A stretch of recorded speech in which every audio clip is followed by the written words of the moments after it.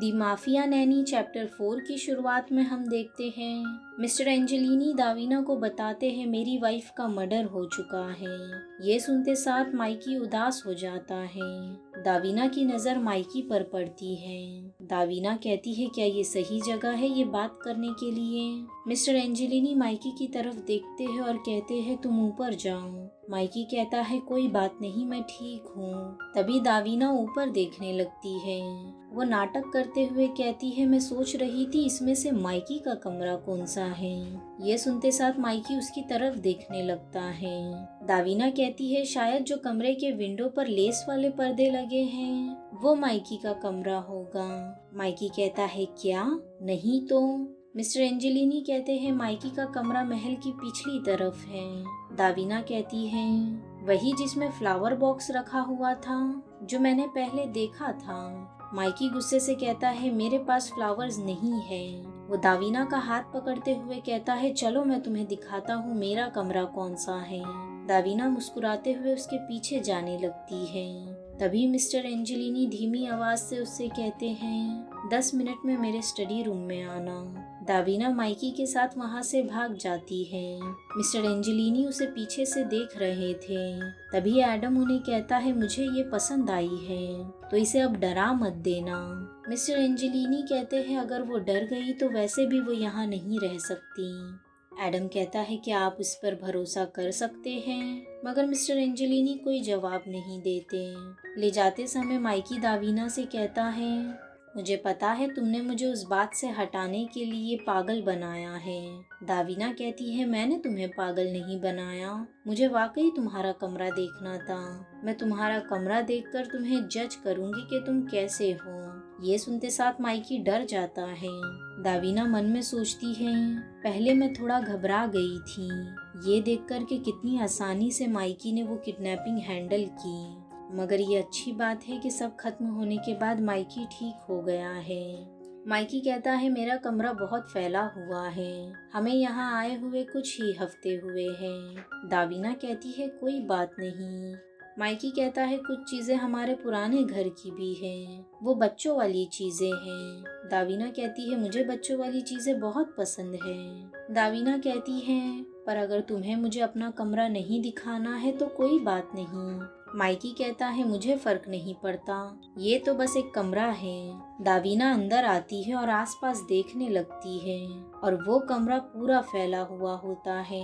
वहाँ बहुत सारे चॉकलेट मिल्क के कैंस पड़े हुए होते हैं। दावीना मन में सोचती है पहले मुझे इसके चॉकलेट मिल्क की हैबिट कम करवानी होगी। वो क्लोजेट में देखती है तो वहाँ सारे सूट्स रखे हुए थे। दावीना सोचती है मुझे कुछ बच्चों के कपड़े भी लाना होगा। फिर वो टेबल पर देखती है तो वहाँ पर एक ड्राइंग बनी हुई होती है। दावीना मन में कहती है माइकी को क्रिएटिविटी पसंद है, इस पर मुझे थोड़ा और ध्यान देना होगा। वो सोचती है मुझे शुगर कम करवाना होगा, कुछ कपड़े लेने होंगे और एक टाइम फिक्स करना होगा जब माइकी अपना ड्राइंग करेगा। तभी माइकी पीछे से कहता है मैंने अब तक अपनी पैकिंग पूरी खोली नहीं है, हम यहाँ ज्यादा वक्त नहीं रुकने वाले हैं। दावीना उन कैंस को देखते हुए कहती है क्या इतनी देर तक भी नहीं रुकने वाले जब तक तुम ये कैंस उठा लो। माइकी कहता है हाउसकीपर मुझे पसंद नहीं करती। दावीना उसके बालों को सहलाते हुए कहती है तुम्हें कौन पसंद नहीं कर सकता, तुम तो बहुत अच्छे हो। माइकी उसके हाथ पर मारते हुए कहता है मुझे एक न्यू मामा की जरूरत नहीं है। दावीना थोड़ी उदास हो जाती है। वो मन में सोचती है कोई भी तुम्हारी मामा नहीं बनना चाहता है और ना ही कोई बन सकता है, मैं तो यहाँ तुम्हारी फिक्र करने के लिए हूँ। वो माइकी से कहती है मैं तुमसे उतनी क्लोज हो सकती हूँ जितना तुम चाहते हो, पर अगर तुम नहीं चाहते तो मैं तुमसे दूर भी हो जाऊंगी। माइकी कहता है बस तुम अपना काम करो। ये सुनकर दावीना उसे सल्यूट करते हुए कहती है ठीक है सर, मैं बस अपना काम करूंगी। माइकी कहता है पापा के पास जाओ। दावीना जाते हुए कहती है ओके मैं जा रही हूँ। उसके जाने के बाद माइकी कहता है ये कितनी अजीब औरत है, और बाहर आने के बाद दावीना कहती है ये बहुत जिद्दी बच्चा है मगर इसे बहुत तकलीफ हुई है। कुछ देर बाद वो स्टडी रूम का दरवाजा नॉक करती है। वो अंदर आती है तो देखती है मिस्टर एंजेलिनी ने चेंज कर लिया है।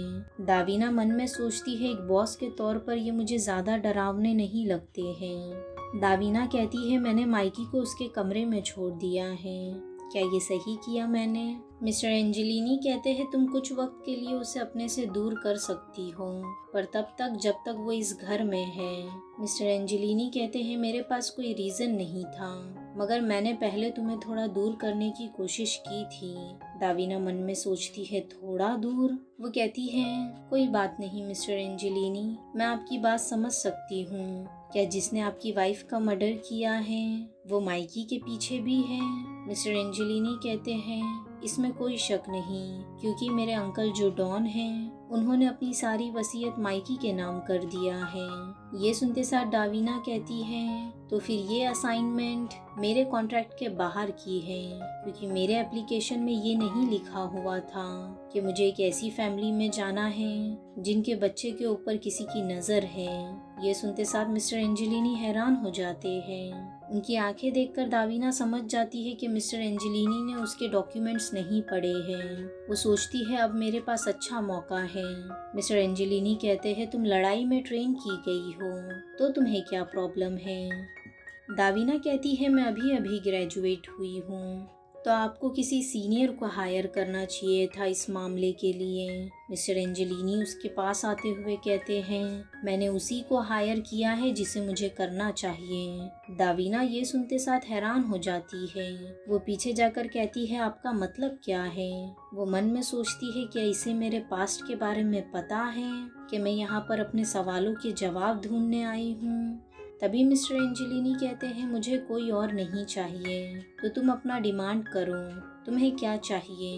अब तो तुम्हें पता चल गया है कि ये असाइनमेंट बहुत खतरनाक है और तुम्हें इसकी जानकारी नहीं थी, तो तुम यहाँ रुकने का क्या लोगी?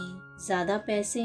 दावीना मन में सोचती है, मैं कोई डिमांड तो करने वाली थी, मगर अब मुझे लग रहा है कि मैं मिस्टर एंजेलिनी के हाथों से खेली जा रही हूँ। मिस्टर एंजेलिनी उसके पास जाते हुए कहते हैं, कुछ तो होगा जो तुम्हें चाहिए, क्या एक बड़ा घर या किसी चीज में मदद? दावीना मन में सोचती है, ये सबसे फर्क नहीं पड़ता, अगर मैं ये असाइनमेंट पूरा करते समय ही मेरी डेथ हो गई तो, या फिर मैं यहाँ से गायब हो गई तो, या फिर मुझे कोई किडनैप कर ले, मगर ये क्यों इतनी कोशिश कर रहा है कि मैं यहाँ रहूँ? तभी दावीना उसे कहती है कि मुझे पूरा एक्सेस चाहिए, आपकी लाइफ के बारे में मुझे सब कुछ जानना है। अगर मैं माइकी को प्रोटेक्ट कर रही हूँ तो मुझे आप दोनों के सबसे क्लोज होना पड़ेगा। ये सुनते साथ मिस्टर एंजेलिनी कहते हैं, ये तो बहुत अजीब बात है, क्या तुम्हें लगता है तुम्हारा ये काम के प्रति इतना जोश देखकर मैं तुमसे खुश हो जाऊंगा? दावीना गुस्से से कहती है, मुझे बस ये असाइनमेंट जीतना है, जिसके लिए मुझे हर वो चीज़ जाननी है जो आप दोनों से जुड़ी हुई है। मिस्टर एंजेलिनी कहते हैं, कुछ चीज़ें हैं जो मैं तुम्हें नहीं बता सकता, बिजनेस अकाउंट, क्लाइंट डेटा और भी कुछ। दावीना कहती है, मुझे आपके बिजनेस में कोई इंटरेस्ट नहीं है, मगर ये तो साफ झूठ था। और वो कहती है, मैं और कोई ऐसी चीज़ नहीं देखूंगी जो मेरे काम से रिलेटेड ना हो। ये एक और झूठ था।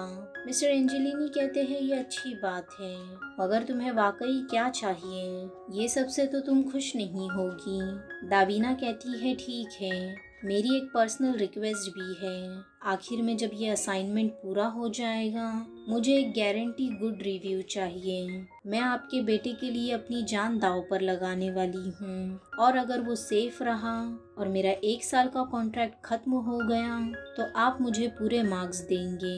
उसे याद आता है हेडमिस्ट्रेस ने उसे कहा था कि वो ईना की एंजल लेवल पर आ जाएगी और उसके बाद उसे बहुत सी चीज़ें प्रोवाइड की जाएगी। मिस्टर एंजेलिनी कहते हैं, गुड रिव्यू और तुम्हारी एकेडमी के लिए डोनेशन, क्या तुम हमेशा से इतना छोटा सोचती हो?